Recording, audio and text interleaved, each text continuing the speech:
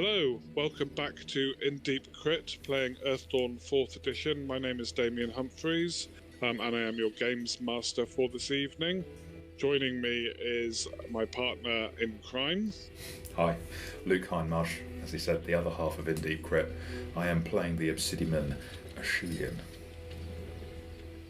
Hey, I'm Ian, and I'm playing Mindy Lell, a windling beastmaster who's relatively new to the party, because my previous character got killed off. Hi, and I'm Phil, and I'm playing a dwarf nethermancer called Thorndor. Excellent. Welcome, everybody. You can see we're a slightly diminished crew this evening. One of our players, Aubrey, is still unable to join us, unfortunately. Hopefully we'll be back soon. And we are down a Kieran this evening, who's playing Soul Brimstone, the Dwarven Elementalist. He will be back with us very soon, I believe, all things being well. Yes, this is what happens when that conversation about killing player characters and killing players gets a bit confused. We've all done it. Honestly, it's not because they hate my GMing style. Honestly, I'm trying not to internalise that too much. It's not that at all. It's life happens, right? So yeah, we are picking up from our previous adventures. If you haven't seen what's been going on so far, then have a look up at one side of the screen. There'll be a link to our previous sessions of this Earthdawn campaign, and we've finished the introductory module. We're playing the Legends of Barsaive, kind of introduction to Earthdawn campaign. So we played the introductory module, which was called Masks of Fear, where our intrepid new adventurers were waylaid by a stormy sandstorm travelling with a caravan and a mysterious magical mask situation, and somebody trying to summon something, a horror from the depths of astral space, which they managed to defeat and overcome. By the skin of our teeth. So we're going to... By the skin of their teeth, yeah. So we're going to pick up with the caravan having previously arrived in Haven, which was your destination, Haven being the small, growing adventuring town on the outskirts of the ancient city of Parlainth, which is an ancient Theran city that disappeared during the Scourge and has been brought back recently in ruins. Haven is growing as a town because of the adventuring opportunities within Parlainth. There's buildings and catacombs full of treasures and secrets that are only just being unearthed. So there's a very frontier-like, bustling quality to Haven as more and more adventurers are coming into the town. It's run by a troll called Torguk, who is the de facto mayor of Haven. It was his adventuring party that cleared out the first part of Haven and set it up in the first place. He's getting old and kind of starting to lose it a little bit. He's being challenged a little bit in local elections at the moment, or for local elections rather. He's grooming his nephew to take over from him, but there's a kind of tension in the air in Haven at the moment where there's people looking for change, a change from the old ways. Torguk very much controlled everything in Haven. A cut of everything that's bought and sold in Haven goes to him. You know, they're quite restricted prices, and there's people looking for a bit more freedom from the old ways of doing things in Haven. It's almost kind of fiefdom that he's been running. And also there's 5 adventuring companies who have set themselves up in Haven as essentially big adventuring groups who you've met along the way. You've met representatives. There was a representative of each one on the caravan, and those adventuring companies are, it says getting back to the page where they are, the Curators, the Last Cause Caravan Company, Loester's Lawbringers, Prestigious Order of Gardeners, and Strongest Arm. And they all fulfill various slightly different duties within the adventuring life in Haven. So the Curators are the librarians. Essentially, Strongest Arm grew up out of escorting the richer clientele into the into the ruins. Loster's Lawbringers are setting themselves up as a kind of police force.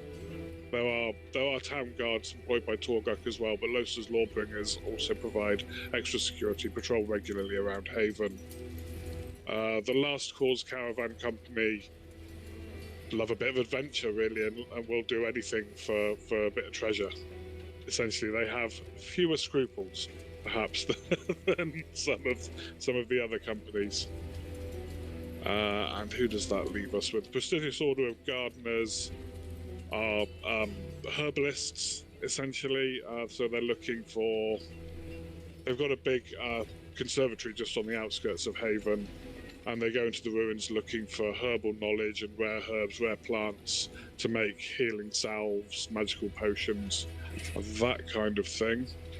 And then we have Too Many Screens is what we have. It's an interesting name for an adventuring company. Too Many Screens, yeah. Maybe it's Did I cover them all? Maybe it's meant to be screams. Too Many Screams. That's what's Yeah, going to that happen covered them when all. people meet Thorndor. I did cover them. You've been in Haven for a couple of weeks. Okay. Getting on for 3 weeks now. So you've arrived in Haven. You got paid a little bit from your job on the caravan. I'm not sure if we covered that last session. I don't believe we did. I gave you legend points, I believe, but I didn't give you any money. Yeah. I like money. So you each got paid 50 silver for your duties as caravan guards. That's towels, yeah? Tabs. Yes. Towels. Tabs, yeah. Tabs. Sorry, Tabs. I pronounce in a slightly Danish way, which is weird being an English person, but, live in Denmark normally. So. And then, as a group, because you brought some more supplies back from the cave where the summoning was happening, you got an extra 200 to split among the group. 200 silver tabs for the supplies that you brought back. And they didn't even charge you for all the healing potions you used. Or the bringing back from dead one. Yeah. Who's going to look after the 200? Should we not split it? In case we each have different needs. There's 5 of us, so yeah, it provides evenly. 40 tabs each, perhaps. I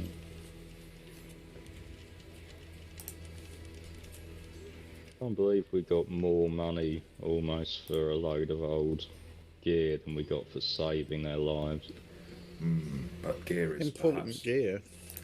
Gear may save their lives again in the future, you see, and many others. Friends, we are here and we've had a chance to see Haven, but I am yet to be persuaded that I want to join one of these companies. So far, the only person who has earned my respect who was a member of one was Zeolite, and I did not ask him which one he was a member of. Did either of you? No. No. The Swords Master, Zeolite. He seemed the most competent. Perhaps we should find him. Perhaps. Sorry, Thorn. No, we perhaps did not see them on their best day. Perhaps they are more competent in other circumstances. Perhaps. If they show themselves to be, then I changed my mind.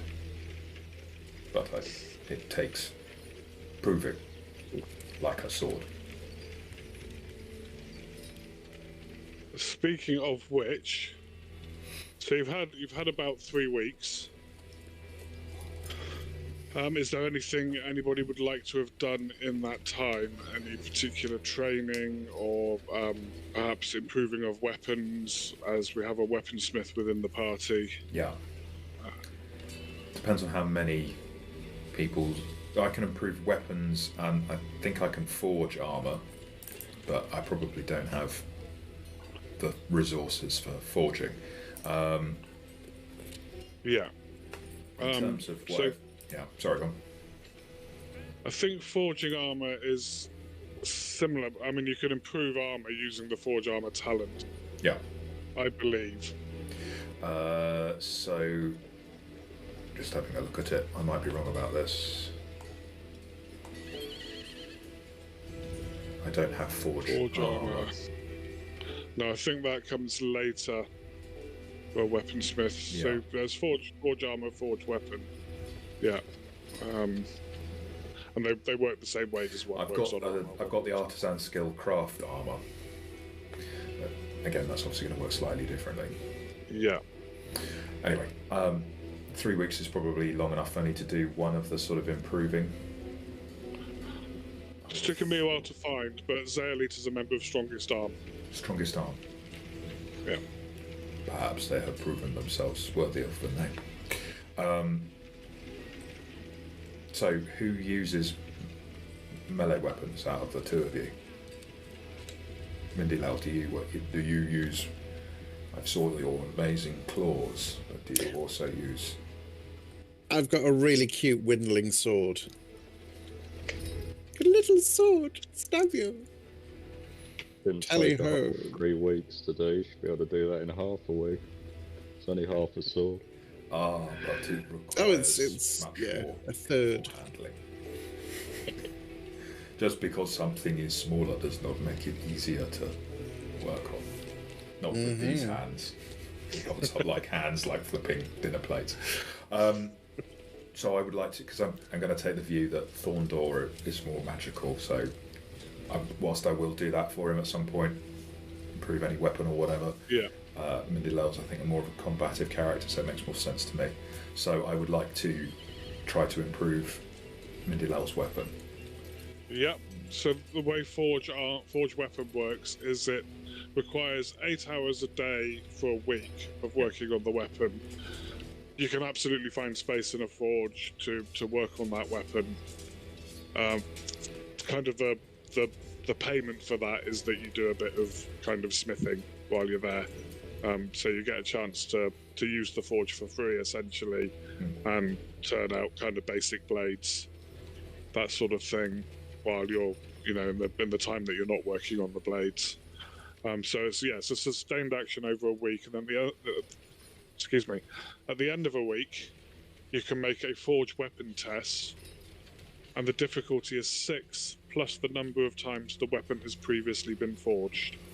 Gotcha. You can't forge a weapon more times than your rank in forge weapon. Yeah. Or you can't add a number of extra improvements to it. So even if somebody else had forged it, if you don't have a higher rank than the improvements it already That makes has, sense. Yeah. you can't improve it anymore. I believe you're rank 2, right? I am indeed. So you could absolutely. I mean, each success adds a +1 improvement. Okay. If you were to get more than 2 successes, then obviously the other ones would be wasted because your rank is only 2, so you wouldn't be able to improve it anymore. I will have a go at forge weapon then on Mindy Lau's windling sword, with your permission, Mindy Lau. Yes, please. So you said difficulty is 6. I don't believe it's been dealt with. It's not been forged before, no. And can I use karma? You can. It's a talent. Yes. Fantastic. Let's see how that goes. You got 2 Yay! 2 extra successes. So yeah, so that second extra success is Wasted. kind of not used, but that does improve your weapon. Just going to double check that I have got that completely right. I mean, if it benefits me, I would heartily suggest it's definitely right. For each success, the weapon's damage step is increased by +1. This talent can be used on mundane or magical weapons. You can't forge a weapons bonus higher than its forged weapon rank. Yeah, I got that right. I knew it was going to come up, so I did check it first. Since I've got 3 weeks, I'd like to do the same in the second week for Thorndor. Cool. Yeah. Thank you. So you can improve you can change your damage step on your windling sword to step 5. I have done so. So, Amazing. Thank you, my stony friend. I think in the in the item description for your Windling Sword, let me just have a look. Do you mind if I roll for Thorndor? Times Forged. Oh, sorry. Yes, yeah. If you click on the little edit thing for your Windling Sword that you did to change the damage step, you see in the box there's Times Forged. So if you just change that to 2, so that we know how many times it's been forged. Cool. That is now done. Marvellous. And that is a success on Thorndor's weapon of choice. My dwarf sword, thank you. Which will put a +1 to your damage step. Since our other players are absent at the moment, I mean, I probably would have gone to try to help Chi-Chi. I'm happy for you. I'm happy for you to do that if that's what you want to do. Yeah, I should think, because Chi-Chi's the next most combative. Yeah, so Chi-Chi's got a broadsword which has not been forged yet. So I take it during that week I can regain karma at some point. You regain the karma, yeah, absolutely. You'll start back with full karma. Fantastic. Oh, sorry, I didn't put that. It was a 6 difficulty. That's fine. It's a success. So the damage step goes to 6. Fantastic. And Times Forge goes to 1. There we are, my friends. I may not be much use in an actual fight, apart from taking the damage, but... Apologies. So in the description of your weapon, don't change the damage step. Just put in the number of times forged, because that adds that to the final damage. I will change that right now. Okay, I need to... I just spotted that. The damage step back to 4. Yeah, because it's gone up to 6, not 5. Yeah. Yeah. Perfect. So that's good. So putting in the number of times forged increases the damage step straight away on the weapon. Good to know. Yeah, it's quite well automated, these character sheets. Not always the case with every character sheet, as we've found out running different games sometimes. Yes, yeah. Bits and bobs on this work really well. It's work in progress. There's some stuff that I think hasn't been updated for the latest edition of Foundry, so it's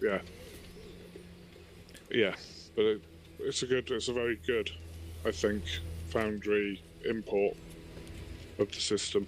Awesome. Okay, any shopping or anything anybody would want to have done in the meantime?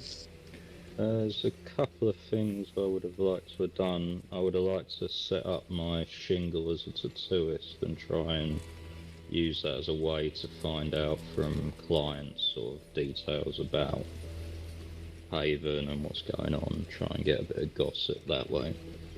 Okie doke. And the research skill that I have, does that mean I can... Is that the act of researching, or is it researching a particular thing? Does that make sense?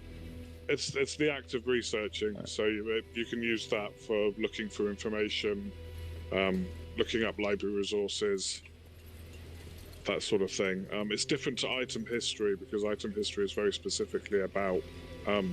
so I think Julian has item history, being a weaponsmith, sorry. Yes. Which is very much about threaded items and legendary items. Research is general research on whatever topics. Okay. On my sort of downtime, I'd like to research how to tattoo a Julian. Like, what would be his ilk? What would be the process? What would be the Page 1 of the book on how to tattoo Obsidian says, make sure that the Obsidian wants to be tattooed. I'm just going to sneak up behind him and do it. See if I feel it. Give me a research roll, difficulty 4.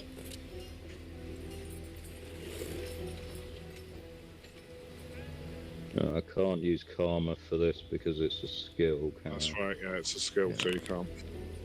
Success. Nice. Yeah, you managed to procure a book. It's going to cost you a whole 3 copper pieces, which is, I'm pretty sure it's the standard exchange rate in this. Yep. No, I actually have 8 copper pieces, so I now have 5 copper pieces. Right, okay. Brilliant. There's a Tiskrang called Vardagal who runs a bookshop and an information exchange where she sells books and scrolls and bits of information. Some information she sells just for face value, others there can be a trade-off, or there can be a she's quite a rich source of information within Haven. But yeah, she has a copy of the correct book, which explains the processes, the needles and inks needed to indelibly mark the rock-like skin of an obsidian. Gonna be called Tattooing Obsidian for Dummies, please. So you don't have Streetwise, do you? Me? I don't believe so, no. I'm just thinking about you setting up your stall and... Well, the idea would be to set it up with someone else, so basically find someone who's tattooing and try and, similar to what Ashilian's done, try and subcontract. I'm very good at body painting. Oh, nice. I'm quite skilled with herbal substances if you're looking to make ink. Ashilian is quite occupied in the forge during this time. But the two of you together could definitely set up a tattooing stall. There's not much competition for it actually at the moment in Haven. And yeah, some adventurers who want their latest exploits recorded, or their group symbol tattooed on them. There's, you can get a bit of work from that. Mindy Lell, do you have Streetwise? No. I do not have Streetwise. Okay, if you both give me a whichever artisan skill you're using, so whether it's body painting or tattooing, working in conjunction, if you both roll those, I'll see what the results are. Let's go for a difficulty of standard difficulty. Let me just have a quick look.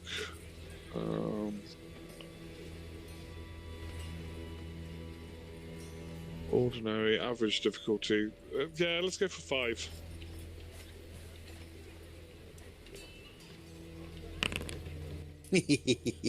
I'm terrible at body painting.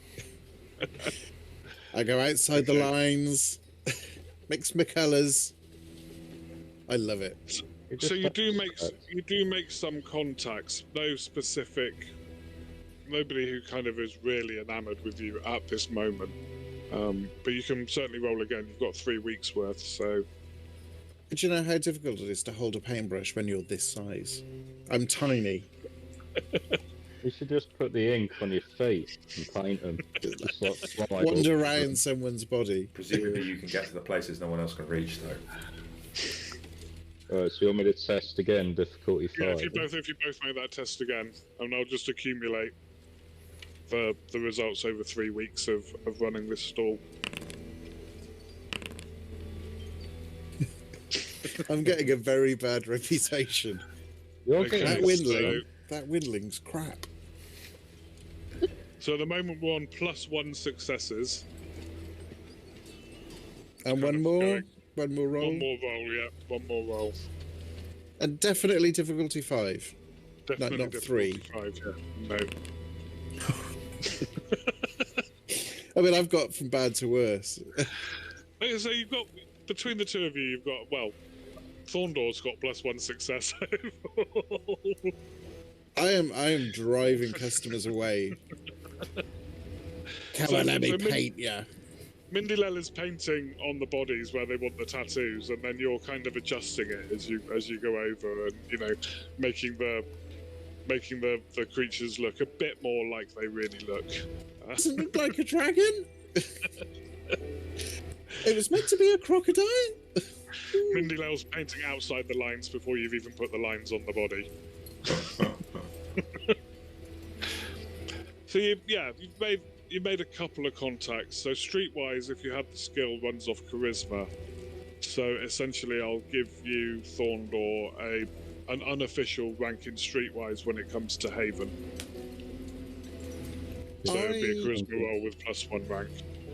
I think I know why Mindilel has been so bad at body painting. And that's because Mindilel has been otherwise occupied trying to enhance Animal Companion during all of this, in between painting. Aha, yes. So that is one of your talents as the Beastmaster? Yep, I've got a Zoke that needs a bit of taming. It doesn't need taming, Animal it's perfect. Companion. The Adept magically enhances one of his animal companions. He spends a day in meditation with the animal companion. You already had it enhanced, though, didn't you? When you started, I said you could start with a rank, I believe. I don't think I ranked it up unless you ranked it up. Sounds rude. I believe I did. Cool. I've got a mystic armor of 3 and a physical armor of 2. I have a vague memory of mystic armor. Yeah, I think you added 1 to the mystic armor. You definitely added 1 to something anyway. I recall. Because for each success scored, the adept can grant a +1 bonus to any of the following characteristics: any defense rating, physical or mystic armor, or damage step. The maximum total bonus that an individual animal companion can have is equal to the adept's rank in Animal Bond.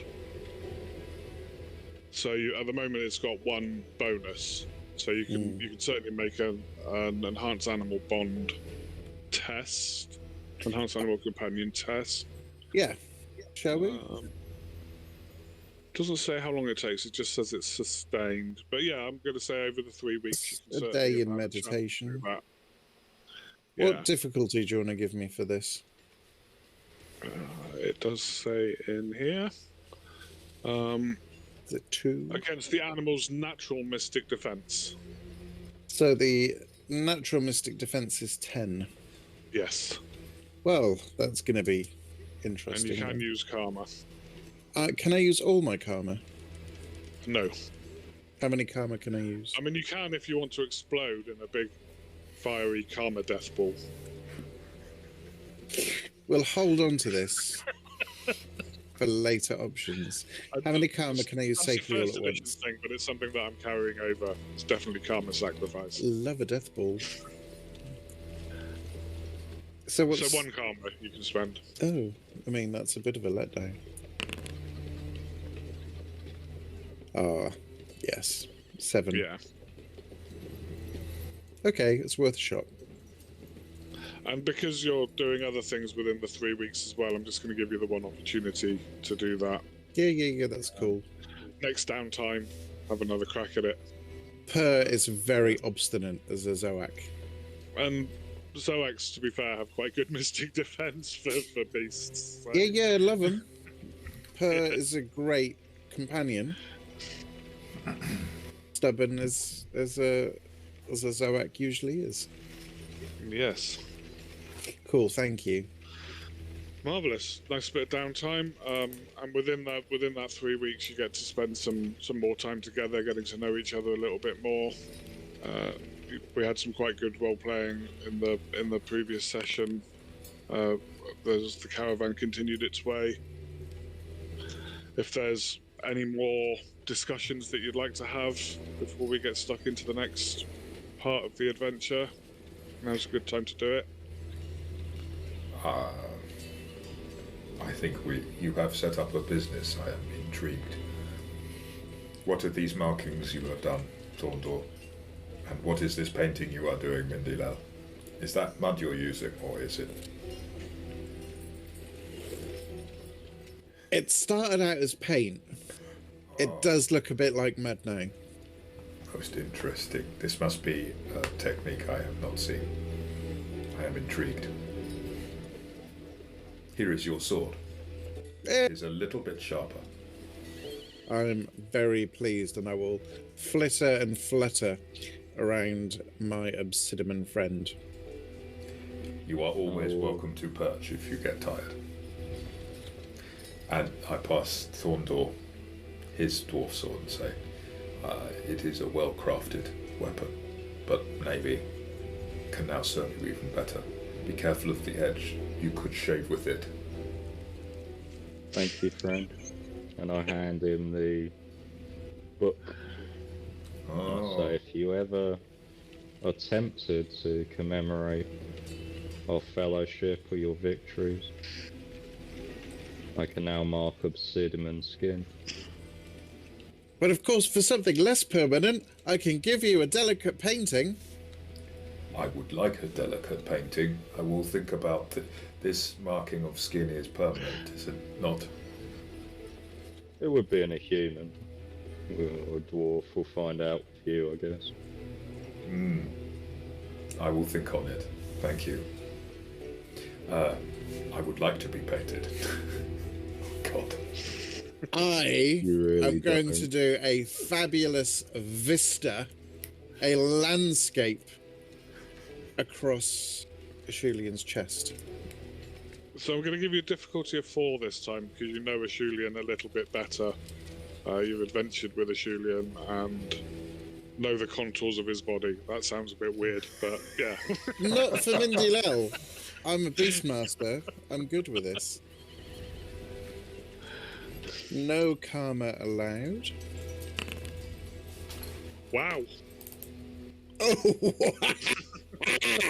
Very nice. now that, dear viewer, is known as awesome. I'm just standing there like, where was this the last Customers, yeah. I'm like hovering upside down, putting some clouds in. It's just lush.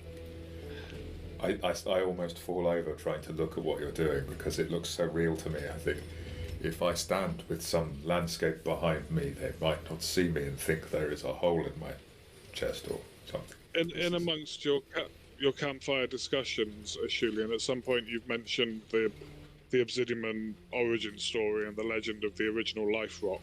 And Mindy Lell has drawn this beautiful landscape representing the original Life Rock and the sort of primordial landscape that the Obsidian Men would have originally come from. It's quite breathtaking. I am very honoured to have this art on me. I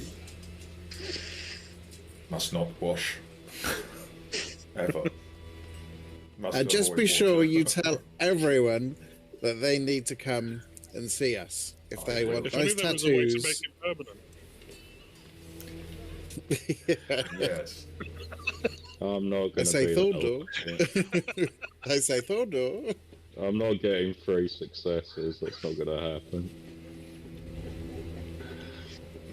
The upshot of this 3 weeks of Downtown, you've got a couple of contacts. You know, you're known a little bit in Haven. You forged some weapons, and the running of the business has almost covered your costs for staying in one of the inns, which are 5 coppers a day is the cost for staying in the inn. Been here 21 days, so not quite covered the cost. So it's going to be 42 copper in total for the 21 days for all of you. So you've just a couple of coppers a day short in total rather than each. So. Sorry, say again. 42. And there's 10 hammers to the tab, right? Is that right? Yes. I will pay, my friends. I believe so. You need to invest your money back into your business.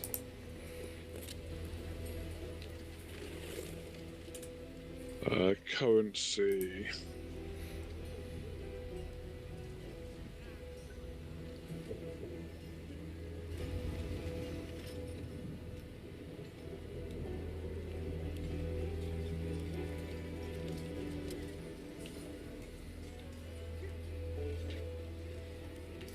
Thorndor. Doesn't actually give you an exchange rate.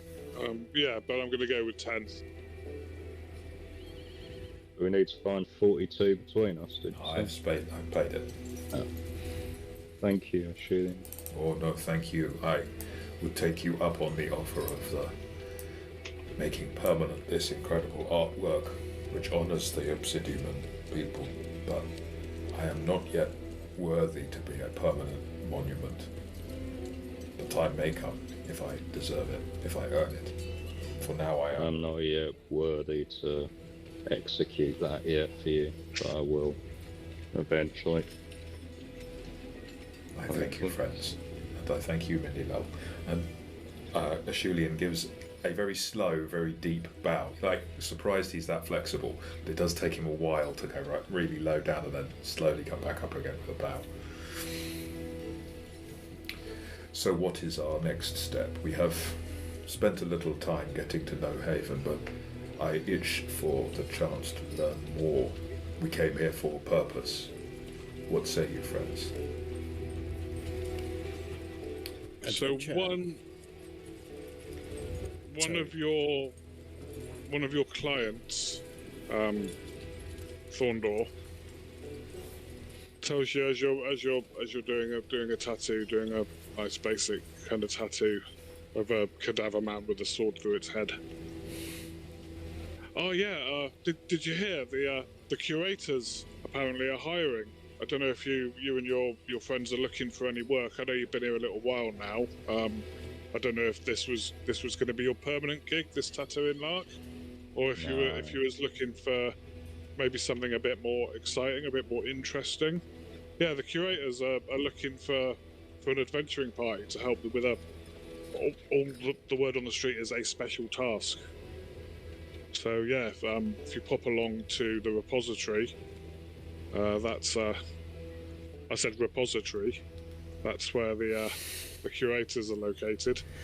What do we do with this repository? Is this one of those things one places in a... No. Human words, very strange. I thank him for his kindness. And as a reward, I don't let Mindilel paint him. Wonderful. This The is the repository. map of Haven. So the repository is number 10, Absolutely. which is located just here, Number And 10. where were we plying our trade? the north wall. Whereabouts would you like to ply your trade? I guess around the central area is where most of the market stalls are. Yeah, so that would have worked out. So not a far walk. What say you, friends? Shall we go and recover something? It depends what it is, but I'm always... Well, sorry, the open air market's over here. Apologies. Ah, yes, that would be a So yeah, perfect place. That works for us. So long as someone else does the talking. Might take me too long.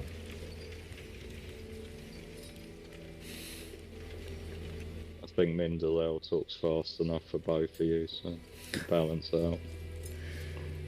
Mindilel's very, very quick. And agile.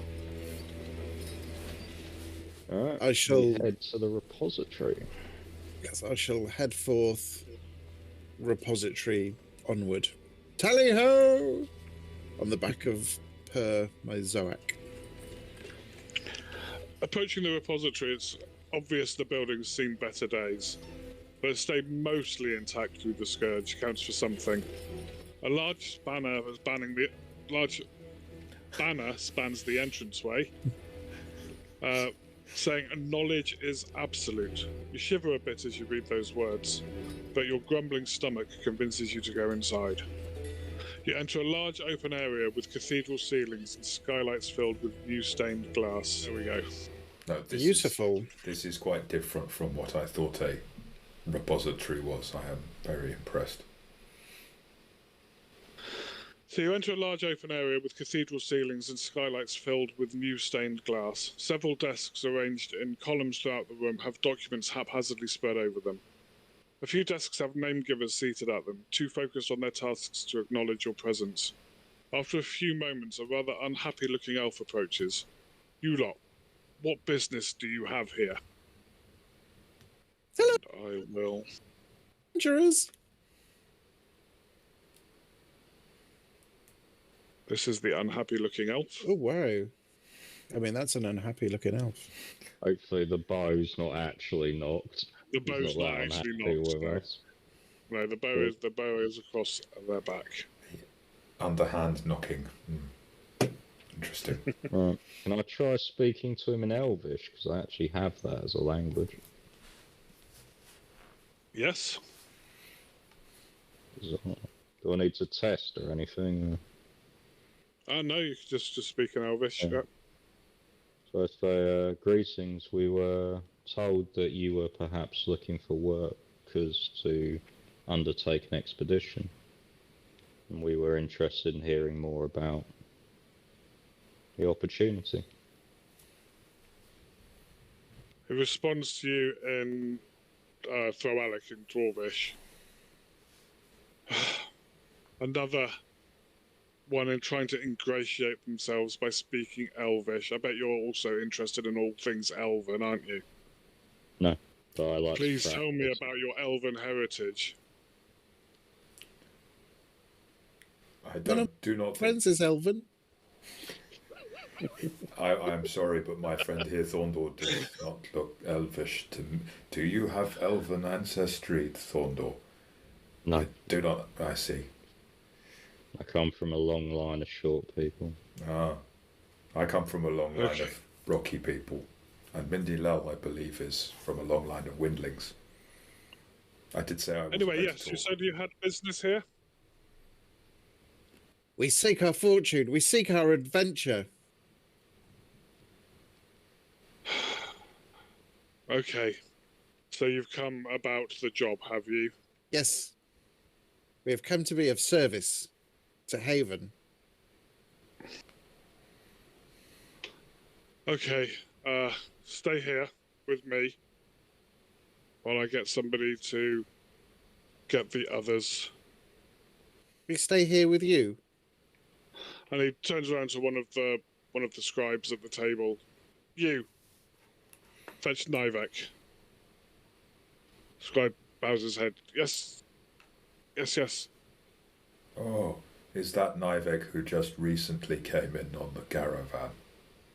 Nivek Jamar. Yes. He's our You friend. know Nivek, do you?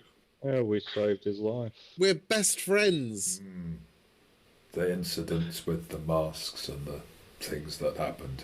I'm sure he has told you everything about it. Oh, yes, he wouldn't stop going on about it when you got back. Yes, he makes friends far too easily, that one. I'm the windling from the bag, and I'll offer him my hand. Oh, yes. Yes. He doesn't take your hand. My name is Air Beldroth. You seem I very would say light it was a of pleasure, spirit. but it doesn't seem to be one so far. Having a look round the room as you're waiting with Air, people in the room are frantically searching for something. People seated at desks are sorting through various documents, and there's an air of light panic in the room.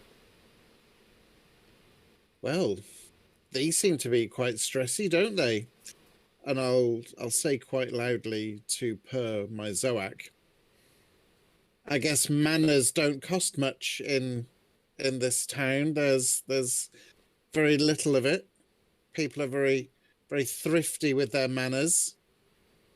And I'll stare at Air the elf. Mindilo, when you say manners, do you mean the way that someone talks to other people as if they perhaps had any need for respect or deserved it themselves? This is manners, is it? And that and general cheerfulness. Air, can we help with whatever's going on here? There seems to be a bit of a rush for something. Yes. Nivek will be out shortly to explain everything. Give me patience. And I can just at that try to moment- give you patience if you would wish. It was given to me by my life rock. Would you like to take some time? I would not charge for giving you patience. I would have no wish to spend any more time with you than necessity demands. But if it is to give you patience, if necessity demands a very long time, I would think many hours await us. Come, if you wish, I am more than happy. I have many stories told to me by Life Rock. I will tell you all of them. Just because you think something is a necessity does not mean it is a necessity. Anyway, here's Nivek. You did ask us to give you patience. Don't worry about him, Ashulian. Did he Again, not mean it? Not much manners. I see. I turn my back on him as if he doesn't exist and never look at him again. Nivek comes. So at the back of the room, there's a flight of stairs on each side at the back of the room going up to a balcony where there's some rooms off that balcony. Nivek and Ata Scrang come out of there, bustle down the stairs. Nivek all smiles. Ah, yes, my friends, so good to see you. I see you are still about. You are still in Haven. This is good to know. I have been telling the story of your exploit to everybody who will listen. Perhaps some people in Haven have already heard of your names. That is most kind. Lovely to see you. Lovely to see you. This is Onius. And Onius smiles and says, "Pleased to meet you." Pleased to meet you. Oh, wait. Let me just get all these things open. So Nivek, I believe I've already shown you the image of. But I show it again. Yes. Oh, yes. That's Nivek. Without Very the mask. happy-go-lucky. Yeah, without the mask. That's Nivek without the mask, yes. Oh, we all have masks. Onius. Oh, nice. Awesome. Quite a severe-looking to Scrang. But there's his attitude belies his severe appearance. Very friendly. Gives you all a slight nod. Ah, yes, Nivek has told me all about you. So you must be Ashulian, yes? Yes, that is indeed a pleasure to meet you. It's a pleasure to meet you. And I'm guessing by the rather unusual robes that you must be Thorndor. I am Thorndor. So it's a pleasure to meet you. I'm loving the dedication to your discipline, the look that you are going for there. It's very, very atmospheric. And this, of course, could be none other than Mindy Lell. I'm Mindy Lell. Hi. Very pleased to meet you, Mindy Lell. Pleased to meet all of you. So you're here. You heard that we were looking for some assistance, yes? Yes, we did. Nod fervently. Well, if you'd like to follow us, Nivek says, yes, come. We have a fresh brew on. Come upstairs, and we will have a drink and discuss business. Do come on, follow us. And they lead you up the stairs, up to the room they just came from. Air is also following you, looking. You're figuring it's their usual look of being pretty pissed off about stuff. As you approach the room, you hear raised voices from inside. Two people arguing. I don't think we can trust these people. I don't think we can. Obviously, we put our trust in them, put our trust in the Curators, but their trust has been betrayed already. And the other was saying, "Look, they put their trust in us just as much. We don't know that it's one of them. It could have been anyone. We haven't investigated yet. This is why we're getting somebody impartial." And this kind of bickering is going on as you approach the door. And entering the room, there are a troll and a dwarf, who are... This is a great picture.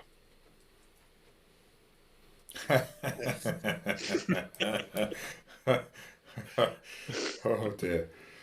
Getting asterisk vibes off of him. It's one of my favourite pictures in this module. It's brilliant. And this is the troll. Nice.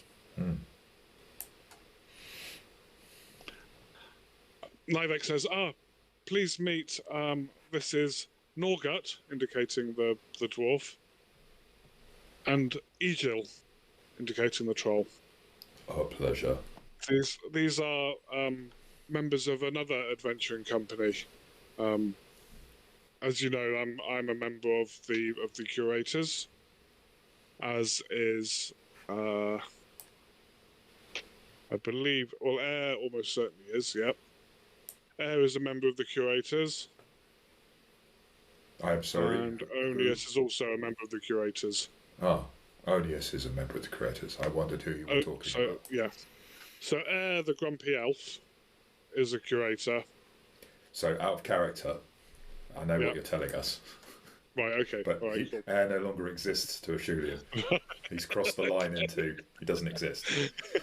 Excellent. Cool.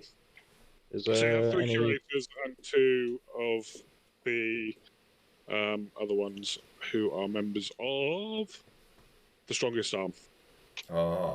You perhaps know our friend Zeolite.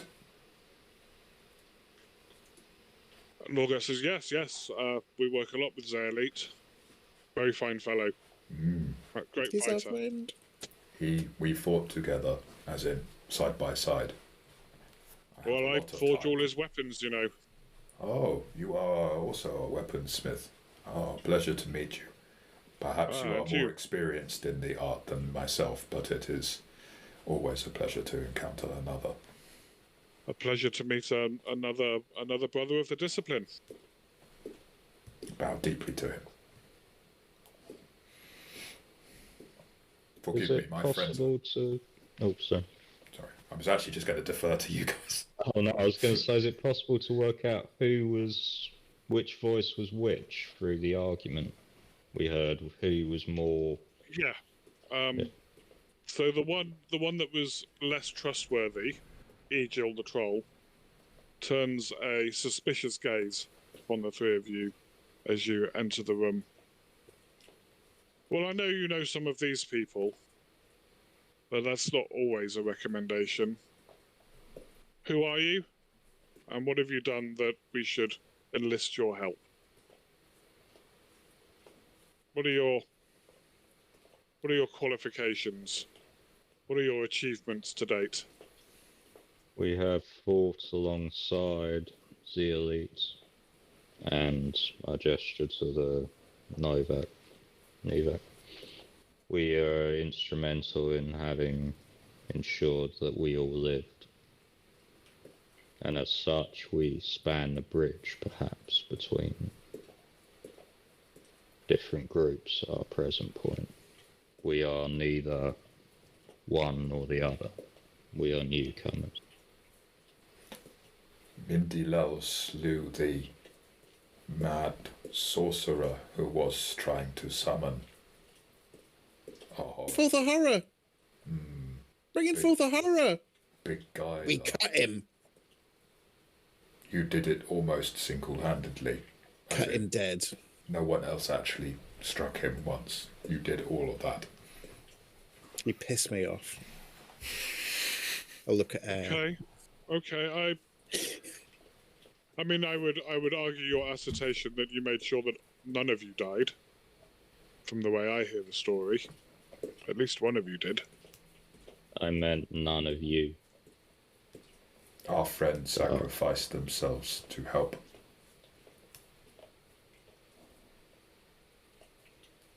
He has been honoured. There's an intake of breath from Egil. Fine, Nivek, Onius. Give them the details. We can't afford to turn anyone else away. Norga says, well, it's you that's been turning them all away, Egil. We might have had this sorted out by now if you weren't so picky. But yes, we've turned 3 groups away already. Egil. So perhaps we should give these ones a chance, yes? I very respect well. a slow decision. Quick, hasty decisions can be wrong. I have much respect for your position, Egypt. If this is important, I would understand your caution. I made a quick decision once. Ended up trapped in a bag. Egil gives you a very slight nod of respect, Ashulian. I thought a stone brother would understand. Yes. And so this is curious, because Egil is a troll, and trolls aren't known for their patience. Like, they're very much known for not being patient. It's one of the defining factors of trolls tends to be like their hastiness and their rashness and their willingness to charge into the fray. Egil seems to be cut from a different cloth. I find tartan from the looks of it. So Or is that... Is it gingham he's wearing, or is it plaid, or like tartan? Because if it's gingham, I've got a whole load of jokes, and they're all stolen from Bill Hicks.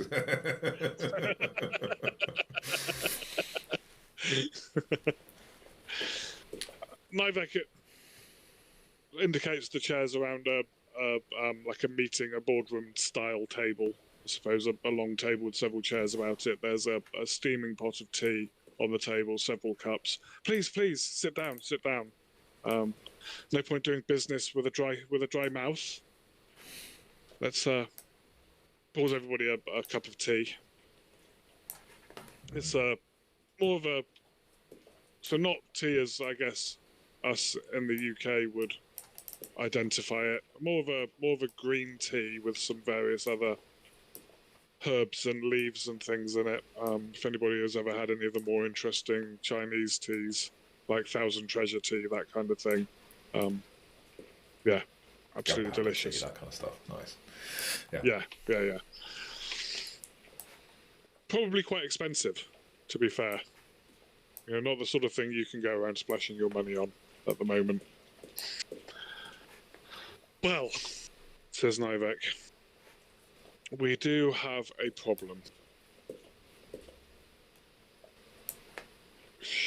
A short while ago, it seems independently, the two of us, that our two adventuring companies, both came into possession of pieces of a map of Parlainth. We were investigating it. We were investigating our piece as the Curators. We'd managed to find out some little bits of it, some bits of information about it. Which part of the city it portrayed, that it was magical, and that it was incomplete. When the Strongest Arm approached us, saying that they'd also found a piece, and they were looking to find out more information about it. Obviously wanting our resources, the resources here at the repository. There's no better place for information. Despite what Vardigul may say, there is no better place to obtain information in Haven than right here in the repository. No more skilled people to find that information. We decided to work together to explore both pieces of the map. We're not sure how many pieces exist altogether, but both of these pieces do not make a complete map. One of them shows the slightly eastern area of Parlainth. The other one shows a bit more over to the east. So we've got a bit of the northeastern laneway and a bit of the northwestern laneway and the areas around there. I will just show you a little handout. Here's one I prepared earlier. Very Blue Peter of you.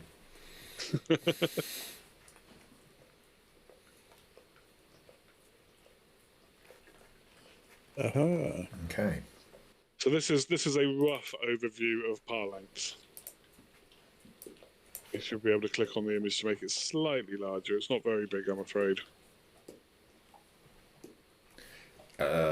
Is that... Hang on. Oh, the smells? The Smalls. The Smalls. Right, Yeah. sorry. Yeah.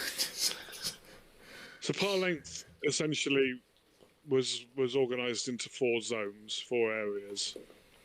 So the twists at the south was the merchant quarters, so called because all the streets twist around. They're all quite individual. It's relatively easy to get lost, but once you've been there a few times, there's some landmarks that you can find your way around. The vaults to the north was the administrative area of Parlainth, and there's great monolithic architecture there, lots of pyramids, lots of great big buildings, governmental buildings, treasuries, etc.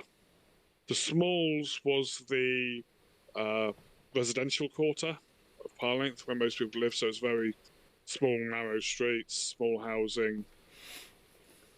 And the war zone, unsure. It was probably where the military were based, but now it is a war zone of what are known as false men. There are false men armies, so they're animated armies made of various different materials, some straw, some metal, some wood, which are constantly fighting a battle for control of the war zone. Nobody knows why, nobody knows what it's over. Something happened. It was like that when Parlainth was returned, and these false men have been fighting their wars ever since. People try not to go there too much, because getting in the middle of a war zone, but you have no understanding of what this war's about and no way to reason with the participants. So essentially, the 2 map sections show a little bit of the northeastern laneway. The laneways are the big streets that intersect Parlainth, and a little bit of the northwestern and northeastern. So a bit of the war zone and a bit of the vaults included on those as well. The northeastern ones, does that get a bit of the Smalls as well, or is it? A little bit of the Smalls, but not very much. Just kind of the edge of the Smalls. So these are the 2 fragments that we found, and we have been investigating them, running research on them. At night, they've been locked away in our safe, in our vault. We've had members of both the adventuring companies, both the Curators and the Strongest Arm, have been present during the night, keeping a watch, patrolling the repository. 3 nights ago, both pieces were stolen from the vault. There was no sign of forced entry. There was nothing. There was no signs of anything. We came to get them in the morning, and both pieces of the map were gone. The 2 members on guard did not see anything. It was a normal night. 2 members on guard at the time were Air and Zaelite, who you know. It Neither could of have them been saw anything. some kind of inside job. Turning slowly to look at Air. Turning back again. Just a thought. Something to consider. We have not been in the vault since that morning when we opened it. We saw they were both gone. We immediately closed the vault so as not to bias any investigation or to lead any more blame giving between the 2 companies. Obviously, tensions between us are quite high at the moment. The 5 of us in this room are managing to work together because we see that it's better to work together to solve this mystery than to tear ourselves apart over it. But we've been looking for an outside group, a neutral party, to come in and investigate this mystery for us, so that we can say that that none of us are involved in the investigation. Should it lead wherever it should lead to? Should it lead to either of the adventuring companies or another outside entity, we can maintain our impartiality over it. Do you have any questions? I have many. You would wish us to find out who had stolen the map? You would wish us to recover the map? Is that right? if you could recover the maps, that would be the optimum outcome. We will pay you 200 silver plus a week's worth of room and board for investigating whatever your investigation shows up, and then if whatever the results are, we can look at a remuneration based on the level of success, based on what you find out, what if anything you manage to recover. I have many more questions, but they must wait from whether or not my friends agree we should involve ourselves further. I'm very interested. Thorndor. Quietly intrigued. Yeah. Then it seems we are in agreement. We will assist you, if we can. Nivek beams. Wonderful, wonderful news. Onia says yes. This is great news indeed. They look at the other three members in the room. Norga is, yep, yes. We need to get this resolved as soon as possible. We've wasted far too much time already. Looks you over. I suppose we have to hire somebody. Might as well be these. Egil looks you over as well. Yes, I think these are the group. Nivek said you had other companions as well. Perhaps if you need their help, you could bring them into this as well. But do try not to spread information of this too far and wide. We will not speak to anyone outside this room about it without letting you know that we are speaking to them. You know our companions. If our investigation takes enough time that they must become involved, we will let you know that is what is happening. I think I speak for my friends when I say we know that we must not be talking outside of your private matters. Question. Thank you, says Egil. Satisfactory. Questions? I have some, but perhaps my friends have them first. I like to think slowly. So, had anyone come to question about the map? Any new members to the adventuring teams? Anyone that maybe hadn't been part of your organizations for very long? No. Livek looks at Onius. No, we've had no new recruits in a number of weeks now. We haven't felt the need to recruit anybody, or seen anybody worth recruiting. Egil says nobody of suitable quality has presented themselves to us. It is only the senior members of the strongest arm that know anything about this. We've not mentioned it to anybody.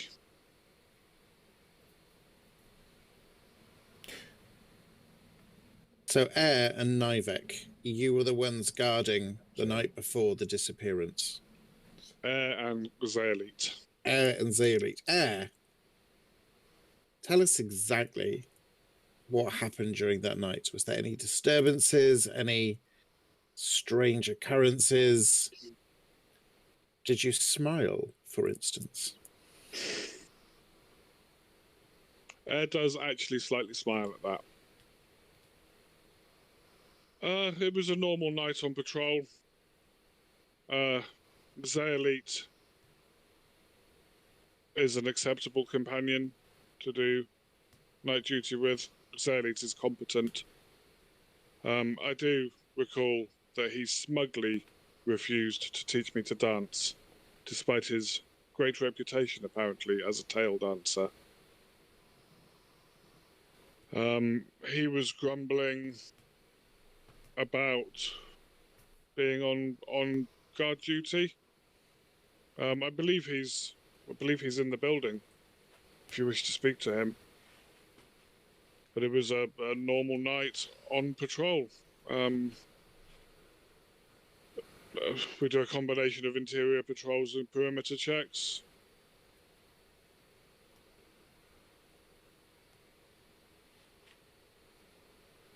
I have nothing more to give you. Yes? Were you the usual guard? Like, do you guard the vault every night the map was here? Or is it a different person each time? We've been taking it in turns amongst the senior members of the two companies. Have you done a night before on guard? Or was this your first night? Yes, no, we've all done more than one night. Have you and Zeolite done a night together before that night? This was mine and Zeolite's first night on watch together. I look to the others in the room, not at Air, very specifically, as if he's not there. Was Zeolite and the other guard, were they patrolling together at all times, or were they out of each other's sight during the evening? And if they were, is that normal? I believe they would have patrolled together. Nivek bustles out of the room. Just give me a moment. Pops to the next room and comes back with the Zeolite. Ah, yes. Ah, my friends from the road. Hello, Zeolite. Good to see you again. All Good still to see here. you, Obviously, Zeolite is a Tiskrang swordmaster. Very flashy, very... although not quite as flashy as some Tiskrang sword members of your acquaintance. GG, for example. More shows off with deadly skill rather than flair. Yes. Are you here to investigate? We have We agreed to. Yes. Marvelous. I couldn't think of a better group of people to place our trust in. You are very kind. I had a question about whether or not you and the other guard patrolled together, or if at any time you were out of each other's sight. And I will wait for your answer. Did you not tell them? The Obsidian Man is apparently pretending I don't exist. Zeolite chuckles. I am not pretending you don't exist, but you are a non-entity to me, so hence I will not normally address you. Courtesy, it goes both ways. When you learn it, I will engage with you again. This is the last time I speak to you until then. And I'm obviously, for an Obsidian Man, it's like I'm bottled rage. Yeah. For a Shulian, which is not, like, obviously his normal thing, it's like... Air just raises an eyebrow. I like a person who can speak their mind, at least. Maybe we will get on eventually. Yes, Zeolite, you tell them. Zeolite said, well, yes, we patrol together. We patrol together. To be honest, I'm sorry, Air, but Air was grumbling quite a lot about being stuck on guard duty, and that it's quite a menial task and not really suitable for somebody of their magnificent talents, apparently. Got pissy when I said I wasn't going to teach him to dance. Don't know where that came from. He wanted to learn to dance all of a sudden. We patrolled together. Perhaps, if I'm being honest, perhaps we were spending a lot of time watching each other. But we did patrol together. But there's been... And he looks around the room and says, I think everybody here will agree this alliance has been one of necessity, not necessarily one of trust. Yes, both have valuable things. Friends, do you have any other questions? At the moment, I have other ones about the vault, but... I think we need to inspect the vault. I agree with Mindy there. I was going to ask a couple of questions about it before we look at it, if we may. May I ask them? Of course. What else is stored in the vault? Our treasury, anything that we use to buy information, to buy books, to pay our employees, some other quite rare manuscripts. Nothing else of, it's valuable, but nothing else of an unusual nature. We have usually if we get our hands on a treasure, then we research it and we find a buyer for it. That's what we do, or people bring their stuff to us to be researched. But we don't usually hang on to it. We deal in information. There would have been probably close to 1,000 silvers worth, 1,000 tavs worth of coin and rare books that are still there. How many people are able to open the vault? Just 2 of us. And those At are... the same time? Sorry, Yes. Achulian. Oh no, good question, Mindy Love. Yes. Nivex says myself and Onius are the only people who can open the vault. There are 2 locks. Was the vault unlocked when it was found that the map pieces were missing? It was locked.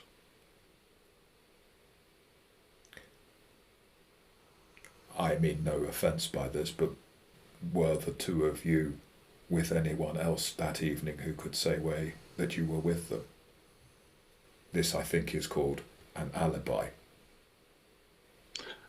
Yes, we were, and they look at the others, and there's a nodding and an agreement that yes, that's the first thing we ruled out. That it could have been both of these 2 working together. Were you... I don't know why the curators would steal their own piece. No, of course not. But that is obviously questions. In terms of keys, you each have a key. Is this right? I have a key. Onius opens the other lock by other means. Arcane means. And you still May have... I? Sorry. Yes, by all means, Thordor. I was just going to ask, would Onius know if someone else had used arcane means to open that lock? Well, yes, I would think so, unless they knew exactly the ritual to open it, which I've not told anybody or written down anywhere. Has anyone ever If they seen you forced it perform open with magic, it would leave a trace, I would believe. Has I think Has anyone seen me um, before it? performed the ritual before? Obviously, Nivek must have not- done, but other than him. Nivek doesn't really know what needs to be done. When we go to the vault, I will show you, and that will become apparent. And Nivek, you had your key with you. Yes. Has there ever been right a time here. when you have not had it with you that you know? No. Thank you. Do you know who the locksmith is who made it? The physical lock was made by a locksmith here in town. And we have their name to visit them? At a point when it is convenient to give us their name. Yes. Not yes, immediately. yes. Their name is You Bastard. When players start delving beyond and outside and what... Yes. And who made the arcane lock, we would be grateful for that information too, I think. I made the lock, Lazonius. Then Mindilal asked if we could see the vault. Yes, this way. And all 8 of you, 9 of you now, because Zaelis has also joined, traipse out, back down the stairs, and there's a short corridor running off underneath the balcony, at the end of which is a very securely locked door. The door is made of wood and iron. You don't even need to do an astral sight check or a pattern craft check to get the idea that there's some true wood and some true earth also bound into the door. It's very strong. It's a lock on either side. If you could just wait here while we open the lock and then step forward to the door, leaving you 3 or 4 feet behind. Nivek goes to the left-hand lock and gets the key from around his neck and puts the key into the lock. But it's not just a simple turn and open lock. There seems to be... You can't quite make out, but there's several steps involved in opening the lock. And at the same time, Onius goes to the arcane lock, and there are some gentle mutterings, and his hands moving very rapidly, tracing certain sigils upon the lock that again are very complicated. Even from being kind of 3 feet away, there's no way that you can really see what he's doing. And after a few moments, there's a loud click from the door.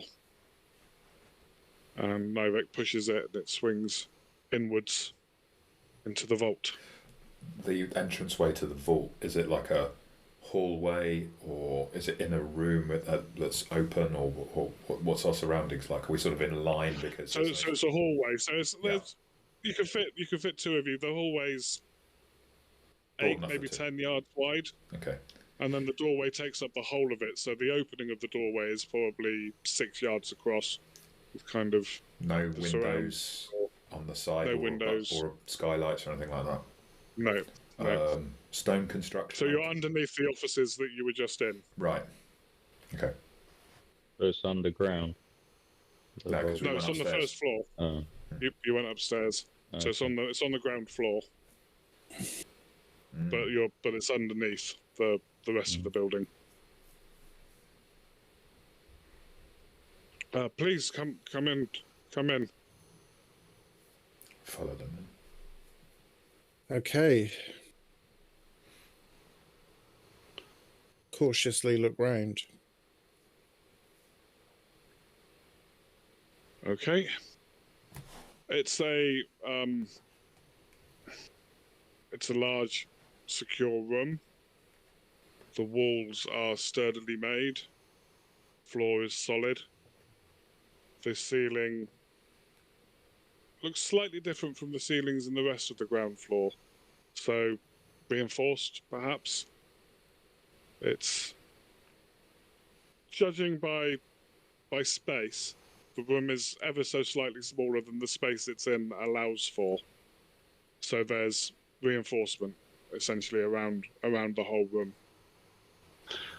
There's a bookshelf with a load of books on it. There's a little safe in one corner, with a just a kind of spinny combination lock on it. Tables with manuscripts, etc., on a bit of loose change sitting on the side. It's quite dimly lit. Nivek goes and lights a couple of the torches on the walls, so there's a bit more light. And you can have a look around. Is anybody looking for anything in particular?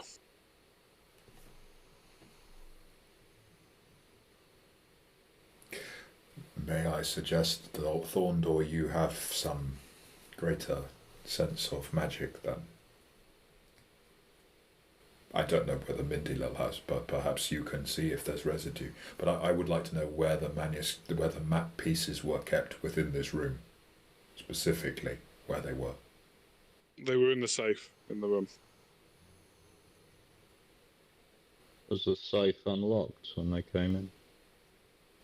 The safe was unlocked. So the safe is open at the moment. They haven't touched anything. So the safe door is open. There are stacks of trade bars, silver trade bars, and a bit of loose change. How many people knew the code to the safe?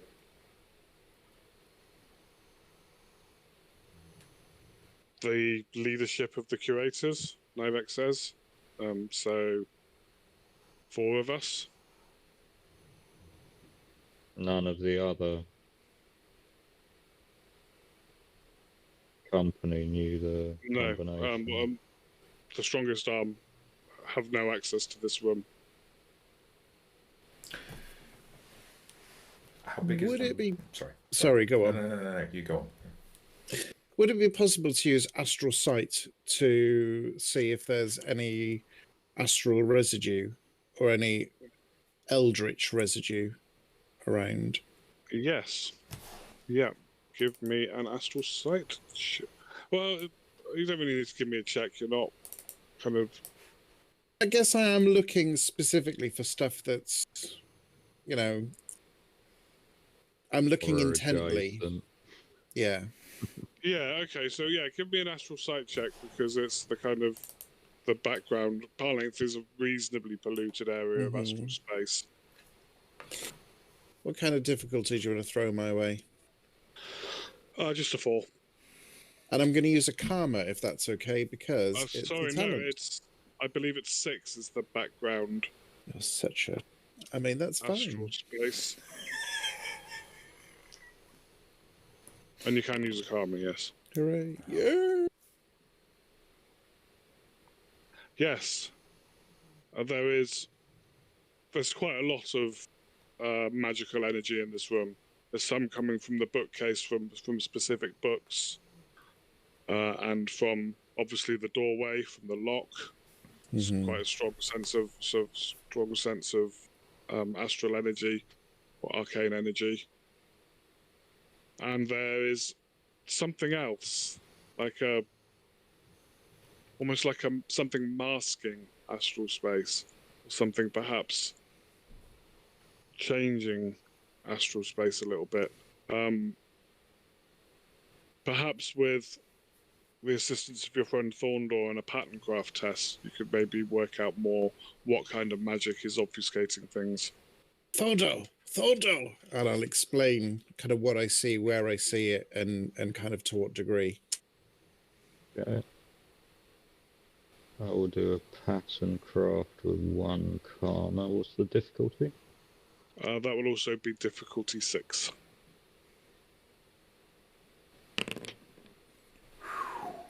Nice. Yep. There's quite a strong sense of illusion magic. I look at sorry, I can't remember the guy's name. Osmandith or something.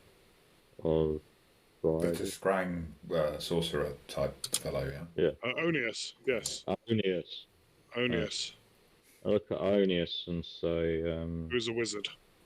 He's a wizard. Are there many practitioners of illusion magic in your order? No, not many at all. So there is illusion. There's also kind of just other magical energy that is kind of possibly wizard-like in here as well. But no, there's no illusionists within our higher ranks. You say there may be an illusion, Thorndor. You say there is an illusion. There is illusion There's magic. a pattern here from an illusion of some kind of illusion magic, and it's making this space seem, as Mindilel described, unobtrusive. Is it possible that we are not seeing this room as it actually is then? So perhaps what appears to be in the safe is not there. Or perhaps if there is an illusion, maybe there is an illusion that the maps are not there when they could really be there. Has anyone? It's possible, it's not my area. I don't... Give me a perception check, please, Ashulian. Difficulty... Let's go with a 5.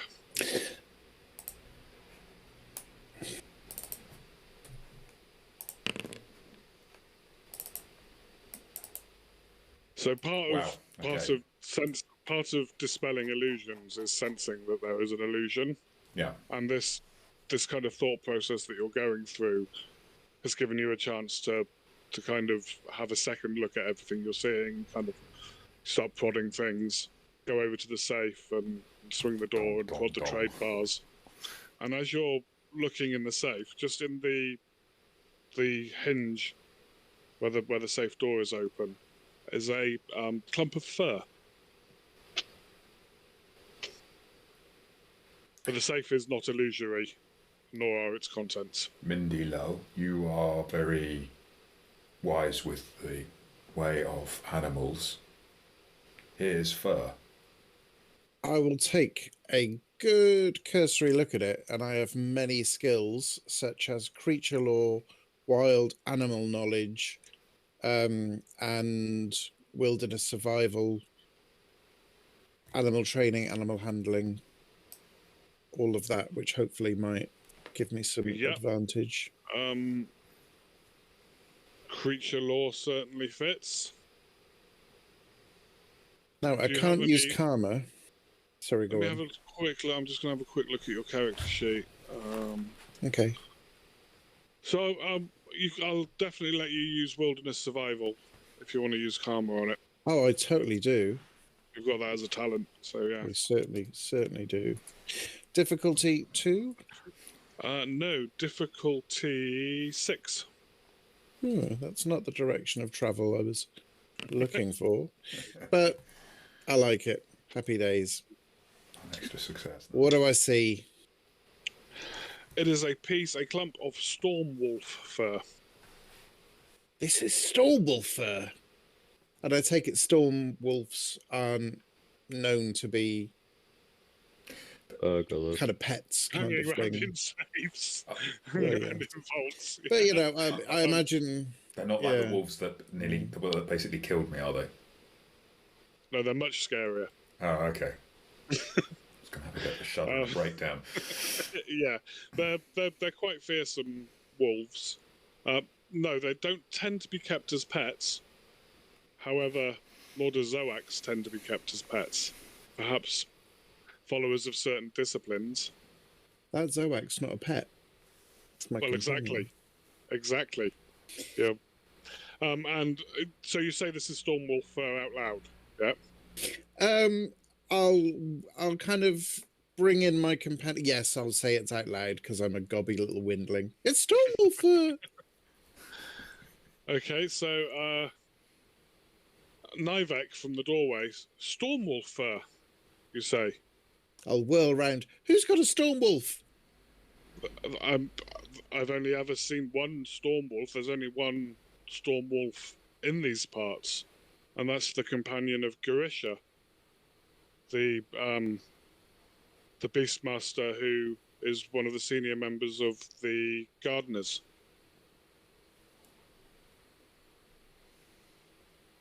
It's on the hinge of the safe. What is the relationship between your adventuring companies and the Gardeners? Is there tension? Would they have reason to try to get the two of you to fight each other or distrust each other? Or are they just thieving? I think there's always tension between the adventuring companies here. We're always competing for finds and competing for new members.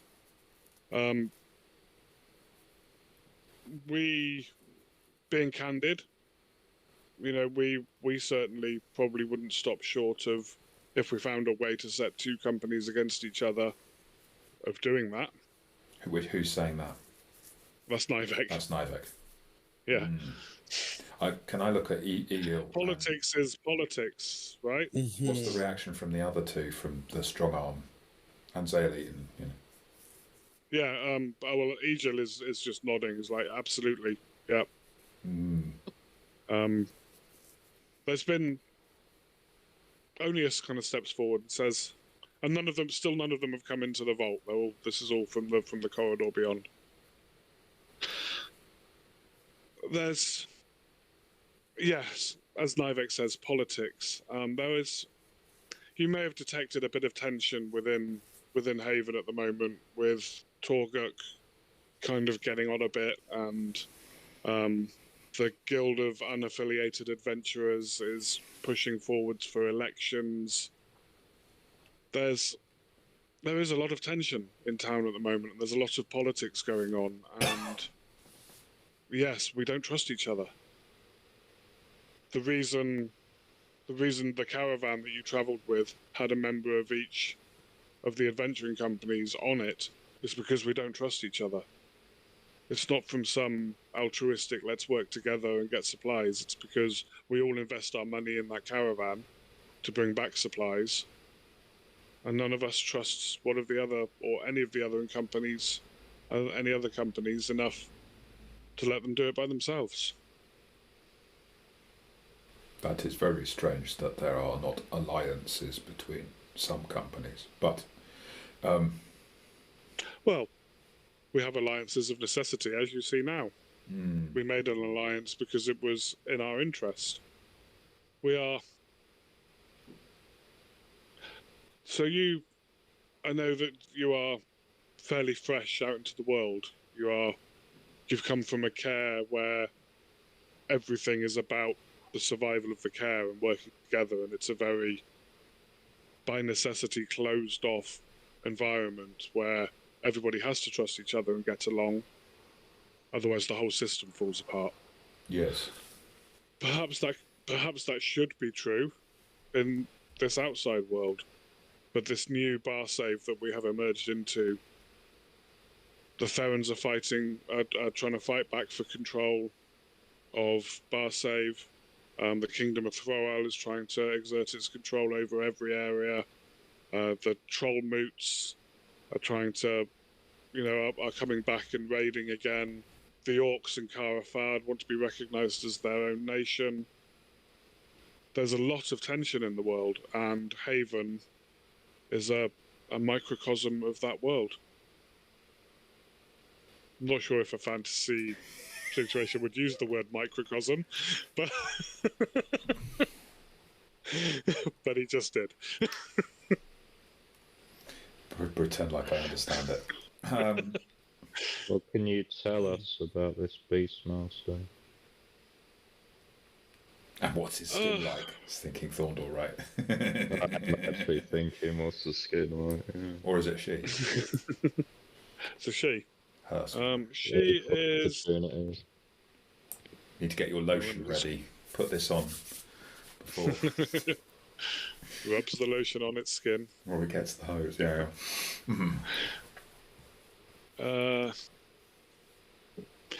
So she is. Have you ever heard the expression "raised by wolves"? That person must have been raised by wolves. Carisha was raised by wolves. Was actually raised by wolves. She's fairly wild, but she's very, very kind. What I'm taking from Despite this being a rival. Sorry, go on. I was just going to say she's going to respond very well when we question her about a potential theft, is what I'm getting from this. Perhaps it is not the only storm wolf, and just because those here do not know of another storm wolf does not mean there are not others. Perhaps. If there are others, Carisha would be the one to know.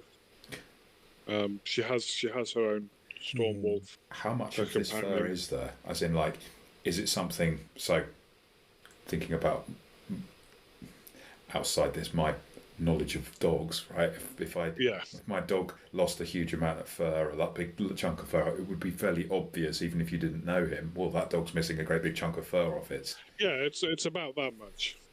Okay, so it would be noticeable. So having been a dog owner, if you like when your dog gets caught on a barbed wire fence or something and pulls a chunk of fur off or something like that, like a sizable chunk. Caught in the hinge. That is rather strange. There's nothing on the floor underneath the safe, is there? No. There's no openings in this room apart from the vault door. Vault door is the only way in and out. The floor, are we talking floorboards or is it stone? It's stone. The rest of the repository has been floorboards. This floor is slightly higher than the corridor outside, so it's stone that's probably been laid over the floorboards that were already there. Very neatly done. Does it look like there's a gap where a mouse could get in? And if not a mouse, an ant? Like, how sealed? I mean, it's not hermetically sealed, right? Yeah. So there probably is space for insects to get in. Yeah, an ant should it want to. Is there magic? I say this openly. Is there magic that can let one change form to animals?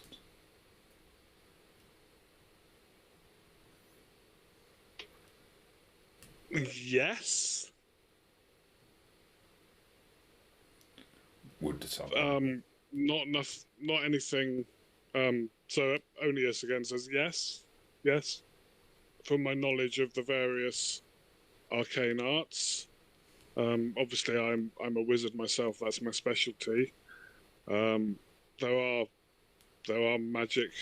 There are spells that could probably do that. Nothing of a circle that anybody that I've ever met or would hope to be able to cast, though. Powerful magic. So essentially, so mechanically, spells in Earthdawn go up to the 11th circle. After that, there are magic exists, but it's very much rituals and essentially spells that can pretty much do anything. Reality-breaking kind of magic. But it's the people that can cast that kind of magic. You know, there's maybe one in a generation. Okay. Is there any kind of or a dragon, of which there is one? Yeah. Is there any kind of mystical defense on this vault? So you could tell from your pattern craft test as you looked into astral space that yes, there is this vault is mystically sealed as well as physically sealed. And that seal's intact. Yeah. Yes. I wouldn't be able to send a spirit through it. It would resist that. Yeah, that's right. Yeah.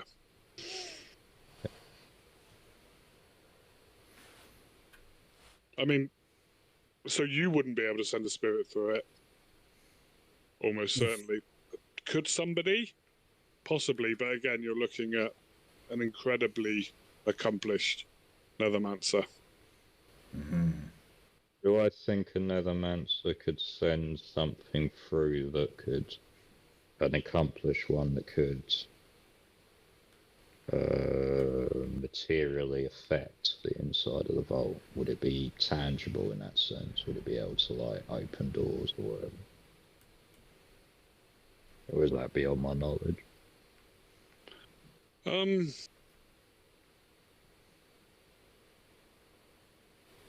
So when it comes to summoning, I mean, you can summon spirits. Yeah. It's about the negotiation with that spirit and what it's willing to do for you and what it can do. You know, just because you can summon a spirit doesn't mean it's going to be particularly happy about the fact that you summoned it in the first place, and why should it do your bidding and what's in it for it. So it would not just take much greater magical ability than yours. It would also take a force of will that would be quite staggering. Yeah, I guess my question was if, in a hypothetical... It's entirely possible. It's hypothetically entirely possible. And that spirit that was summoned could leave a tangible trace of itself. It could leave, like, fur if it was, say, a wolf spirit or whatever, or it took that form, it could leave that fur. So essentially... Yeah, or an accomplished enough astral traveller, an accomplished enough wizard could, hypothetically, and Onius joins in your musings at this point, so hypothetically, a wizard could astrally project themselves and whatever they are carrying with them, pass through the ward, take what was in there, leave some evidence behind, and pass back through the ward. Hypothetically. Onia says I could not do it. I certainly wouldn't risk trying it, because I know what this ward would do to me if I failed. The artisan who built the vault, are they still in? We've asked about the locks, but what about the vault maker themselves? Are they still in Haven? They were outside contractors from Throwell. The warden. Yeah. Perhaps we ought to move on and try to speak to this. Sorry, you gave us the name. Gurisha. Gurisha. And Nivek says, yes, I think... yes, I mean, that's... Gurisha's the only one with a storm wolf. I think that... yes, that's where this appears to be leading. We should not be too hasty to make any decisions yet. This is... After all, there are more than one storm wolf in the world. Yes, and actually, the Curators are having a membership drive at the moment. I believe they're welcoming new members in as we speak. You mean the gardeners? They're looking for new members. Sorry, the gardeners. We're the Curators. Yes. How convenient. Yeah. Even I get confused sometimes, says Nivek. I understand. No, we mustn't be jumping to conclusions. At face value, some people can seem like quite dick-like people, he says, pausing to look at Air. But I'm sure underneath, they're quite charming.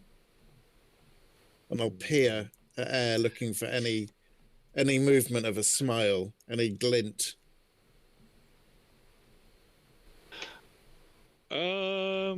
Let's have some kind of charisma-based ability check. You don't have any, so just charisma. How dare you? But true. By the way, at some point, You're guys, quite charismatic. we need to buy Air a thong, so it can be Air on her. Oh, wow. Yeah, no hint of a smile whatsoever. No. Just a glare. Oh, let's go. Right, Mindilo, if that doesn't work, I'll get my mask out for him. That'll do the trick. Friends, how should we approach? So I'm not doing this in front of the others. This is just inter-party. Can we just... Okay, so you are heading to the Stourhead Conservatory, yes? If that's where Gurisha is, then hell yeah. We were just going to have a discussion, intra-party discussion about how to approach it very briefly, though, or at least I want to make a suggestion. Friends, I wonder if it would be wise to directly seek her help and look for any signs of guilt. It is not common among my people, but I have observed that you more animated kind are sometimes showing changes in facial expressions and colour in cheeks and such. A good idea, Ashilian. I was thinking that she does not know that Mindalel here is as skilled with animals as Mindalel is, but perhaps we go to her and ask her to identify the fur. But we've heard she's an expert, and if she tells us she doesn't know, or maybe she reveals something. Perhaps if her wolf is with her, that would also reveal. These are all very good plans. I also had a thought that I could suggest that I might need some help with my Zoac. Oh. And then we can get up close and have a look at her Stormwolf, which isn't a euphemism, and see if there's any fur missing. Good plan.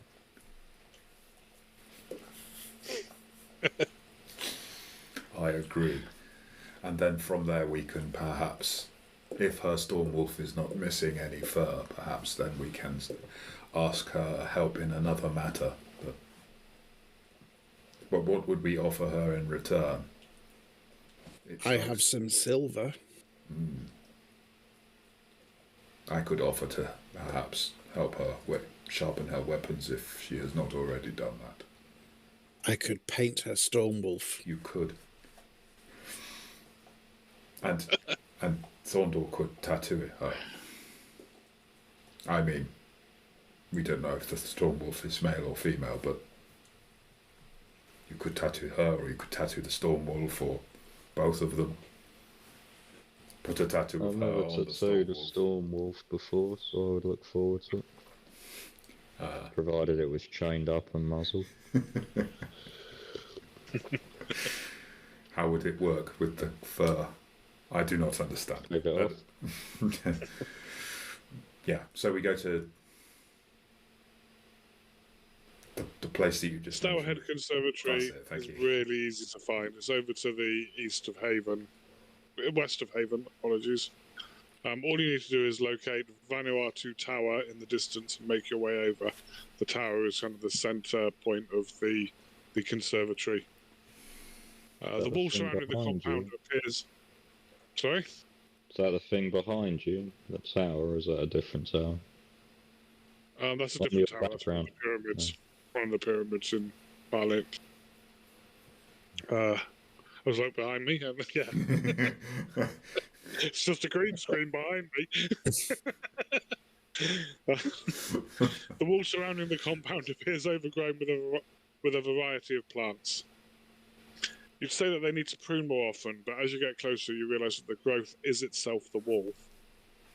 Gardeners seem to be aptly named. The gates are wide open. As you stroll through the gates, a large wolf that doesn't appear welcoming approaches, just raising its lips in that way that canines do when they're about to growl. "Eyolf!" a stern voice calls out. "That is no way to treat guests. Welcome to Stourhead Conservatory. My name is Garisha, and I am one of the elders here. Please, come in. Some other initiates have already arrived." And let's give you a look at Garisha, Ah, who is a troll beastmaster. wonderful.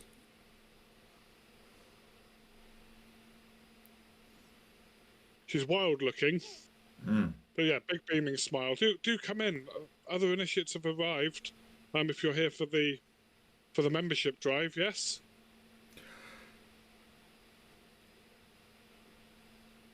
Hello, Garisha. My name is Mindy Lell. I'm a windling, and I'll flutter my wings. Pleasure to meet you, Mindy. This is Mindy Purr, Lell, sorry. my Zoac. Oh, hello, Purr. Beautiful Zoac. Purr will preen ever so slightly. I understand you are a beastmaster. I am a novice beastmaster, and I would seek your wisdom, for I want to ensure that that Purr is as happy a companion as can be. I would seek your wisdom. Well, absolutely. I would be happy to offer you training in the ways of our discipline. Should you need it, as and when you need it, and offer you any tips that I have. Of course, all of those would be at a discount should you become a member of the Gardeners, which leads me to the membership drive. We are seeking new recruits at the moment. Would you be interested? So we're doing this. I would be interested just to give Olaf, was it? The Storm Wolf. Aelf. Aelf. A little Yeah. cursory look. My, what a wonderful Storm Wolf you have. How fierce, how brave, how courageous. He's so pretty. She's so pretty. They're so pretty. Yes. Yes. Aelf is a wonderful wolf. Little temperamental, shall we say, as their kind tends to be, but a valued member of my pack. And she starts walking off into the conservatory. This way, then. I would like, if possible, please, to see if there's any patches of fur missing. That would take a much closer inspection. May I pet your wolf? Well, we really have to get on with the business. I'm quite busy today, but do come along, and perhaps we'll find a time later in the day. As I say, the other initiates are here already. We must. Let's go inside. Let's go inside.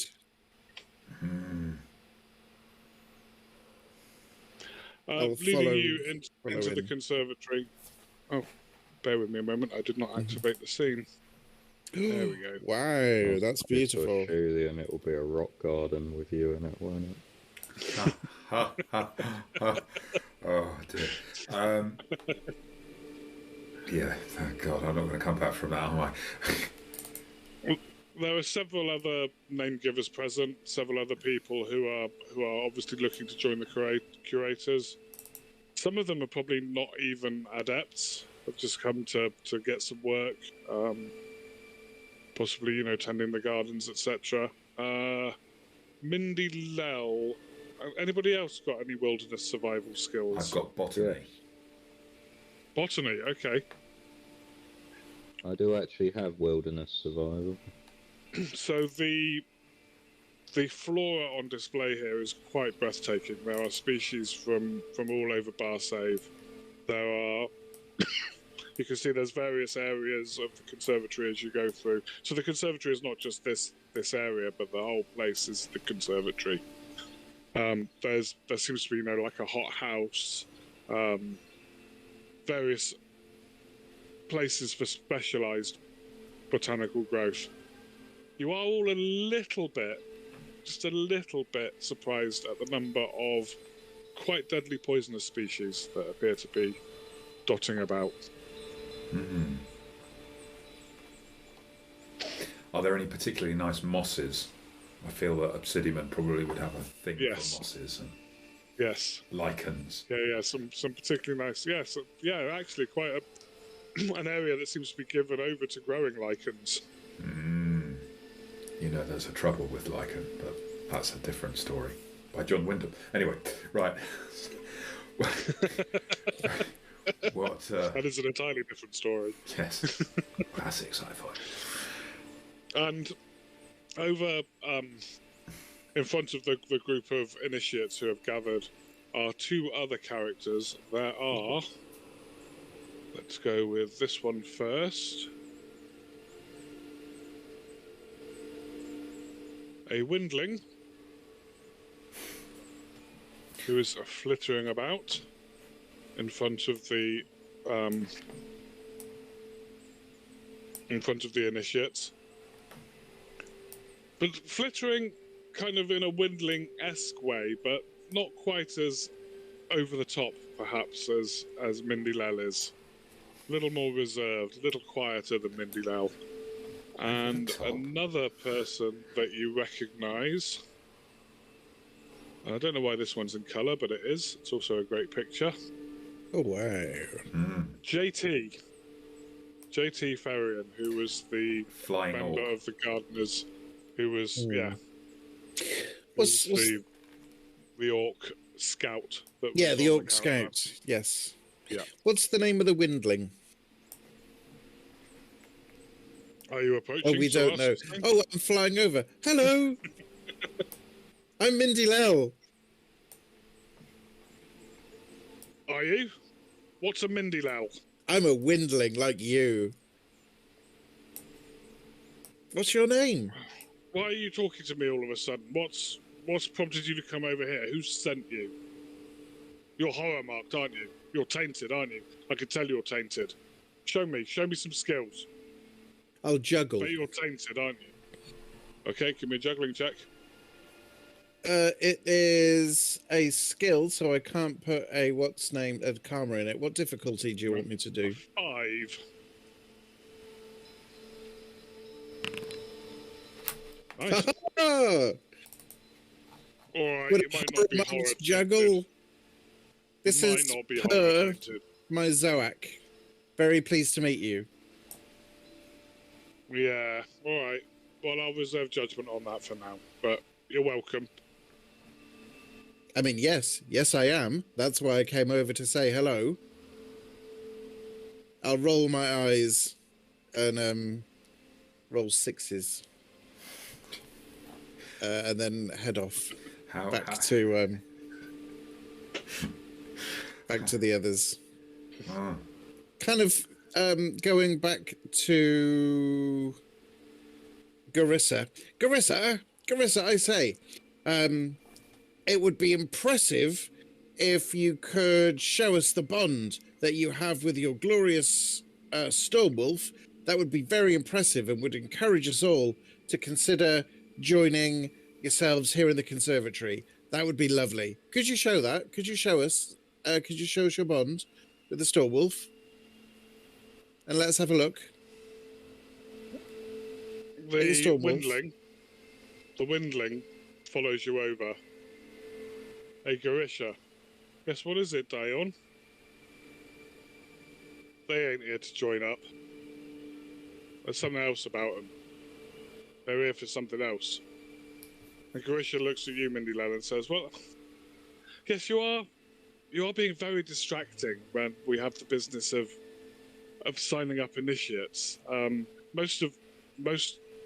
see the others are waiting patiently for our introductory speech and for our tests to be done upon them.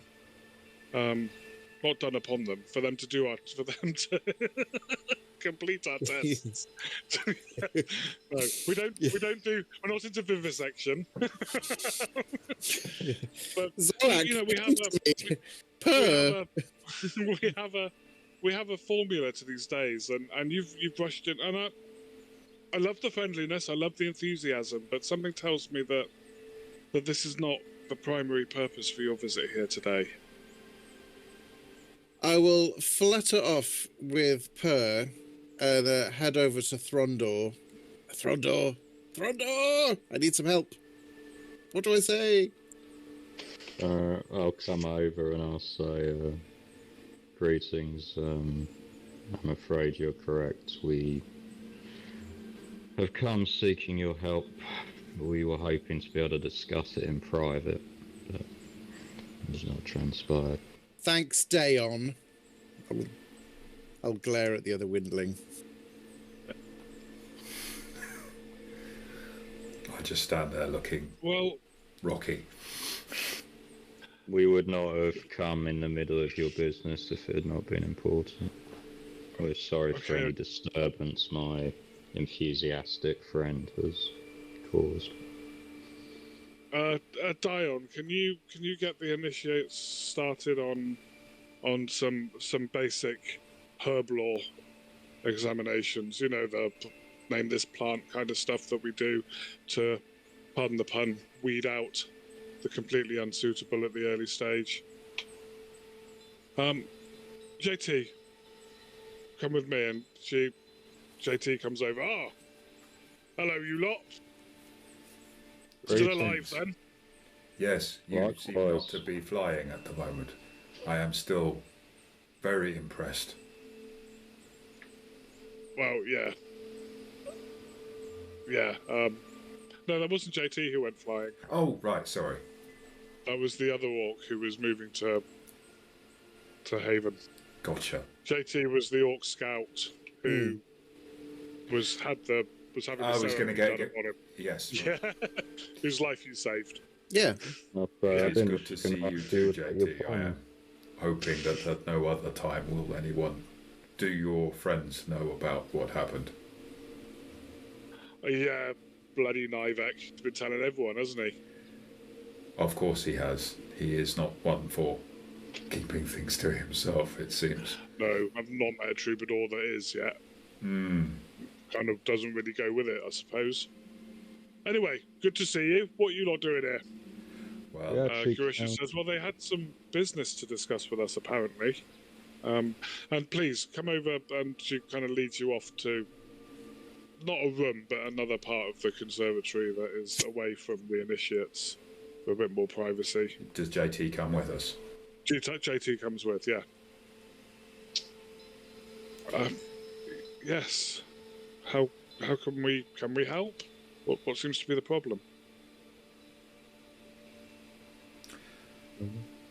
Well, first off, it is not that I am here only for this purpose. I have an interest in botany and wanted to see the inside of your conservatory, but that is for another time.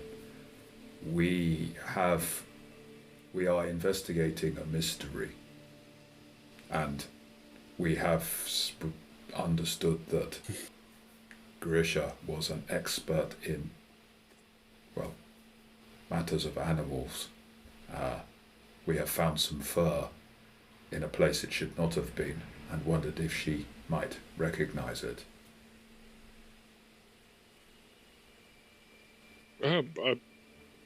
Yes, I can certainly take a look at it. Who has it? I would have had it. I'll bring it out of my rucksack. I'll pass it to Gurisha.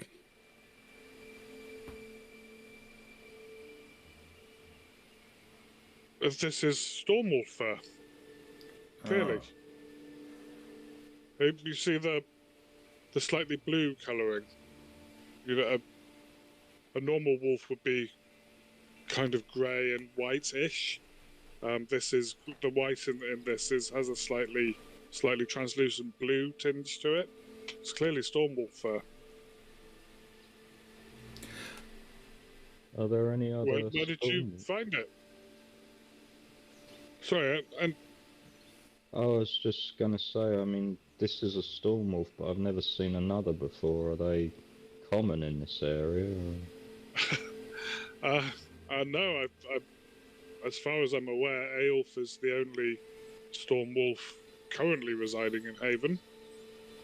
I think one may have passed through sometime in the past with another Beastmaster, but they're not particularly common companions.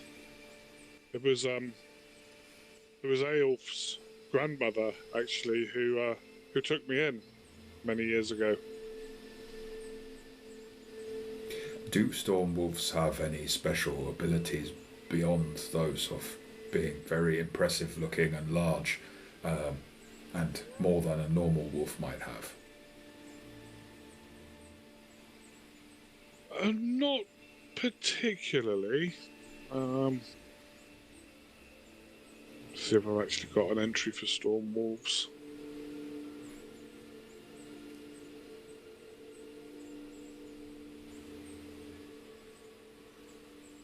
No. So they...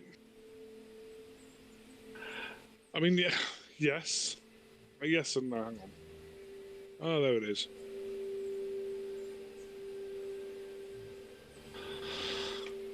So they are... What's the best way of putting it? Like Wolves Plus, I suppose. They don't have any... So you may have heard of Storm Crows, which are much more magical in nature, able to kind of... Some fanciful reports about them shooting lightning and things, but I don't think they conduct electricity in some fashion. I don't think they actually shoot lightning bolts from their eyes, like the stories I've heard. But they have... A Stormwolf is very... like extra wolf. So all the things that you would associate with a wolf, the good hearing, the good sense of smell, the ability to track prey, the ability to strike from an ambush position, all those things, storm wolves do a lot better than your average wolf. This piece of they're bigger and they're tougher as well. This piece of fur that you have that you've identified as storm wolf fur. So is their fur the same all over their body, or is it softer underneath and thicker on top, or could you tell which part of a storm wolf this fur came from, for example?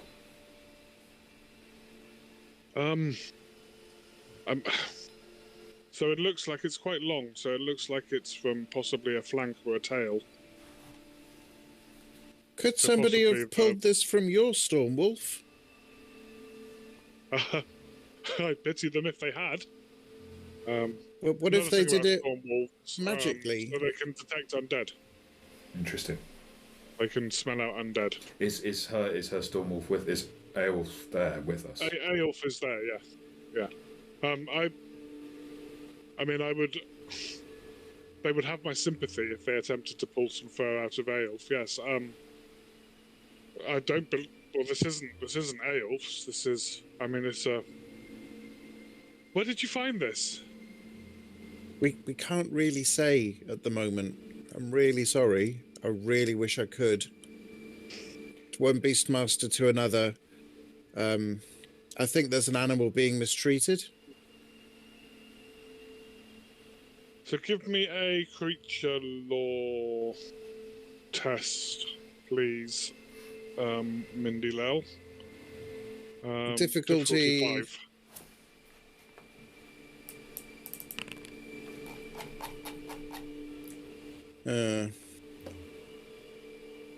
Can't push that in any way, can I? No, but the other two of you can give me a straight perception roll. Perception. What if we've got awareness? Does that have something to do with perception? Or I know because some systems we play, awareness and perception are basically the same thing, but perception on this is obviously a stat, whereas awareness is a skill. I need to double check awareness, to be honest, which is always best to do, I think. I would also like to use my astral sight on Aelf.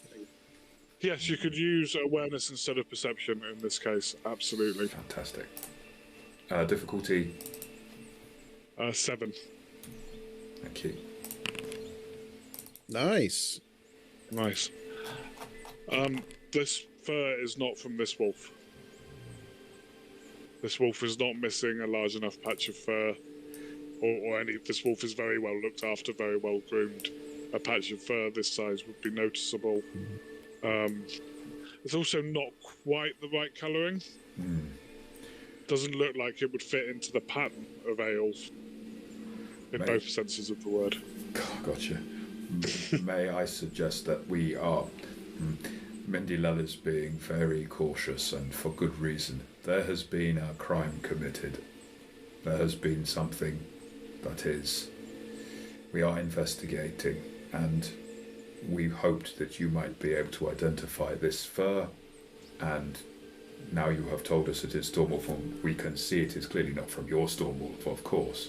You are in no way involved in what it is we're investigating, but there is another Stormwolf somewhere around, because its fur was left at the scene of this crime.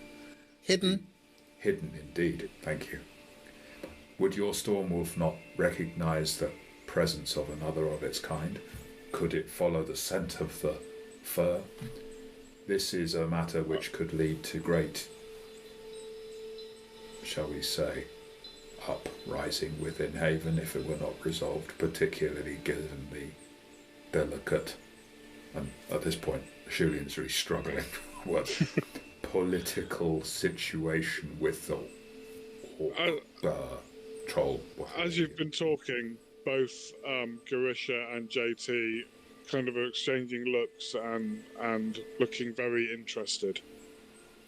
And JT says, well, a crime. Is this a theft?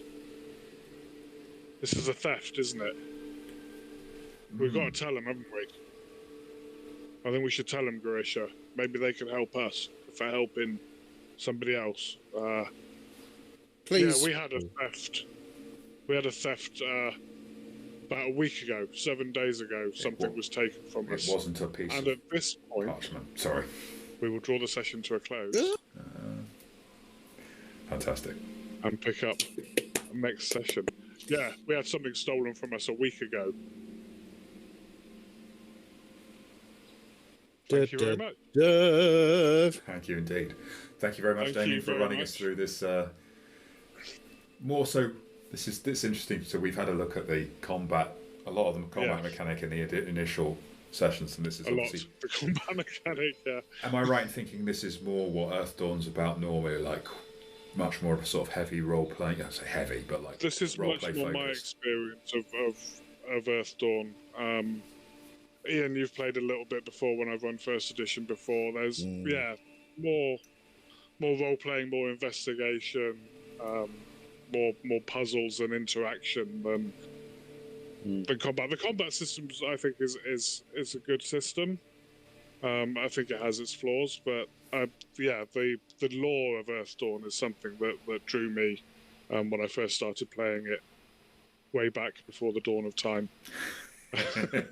way back many centuries ago, yeah. So Not thank long you after very much. role playing began. Exactly, yeah. Way back in there. Thank you very much to Ian and to Phil and to Luke, who have been marvellous players tonight. Hopefully we'll be back with a more full complement of players next session, but this has been a great session. You three have done a marvellous job. Thank you. Earthdawn from FASA is available on the FASA website. Go there, you can download the basic rules for free. This is the Foundry port of that, which is really, really good. Also worth investing in if you want to run this online. Background audio has been courtesy of Tabletop Audio as usual. The artwork of Haven and this background image behind me and the map of Haven are from the module. The two pieces of artwork that I've used for the repository and for the Stourhead Conservatory are courtesy of Adobe Stock. So they are stock images. Very nice. Available from there, which are they're beautiful images. Thank you very much, and we will pick up next time. And I have to say, Luke is going to do the necessary now. Yeah, I just love doing the necessary bit here, which is, if you have watched us and you are following this and you haven't clicked on the like and subscribe, kind of please do, because as I've said every single time on these, it does make a big difference. It means that we're always going to be looking at different systems, and we've got lots of things in the pipeline, and Earthdawn is, it's not as well known as perhaps it ought to be. So we're going to be delving into more Earthdawn, more systems that you may not have encountered, introducing you to a bit of an alternative side of role-playing from what dominates the market, shall we say.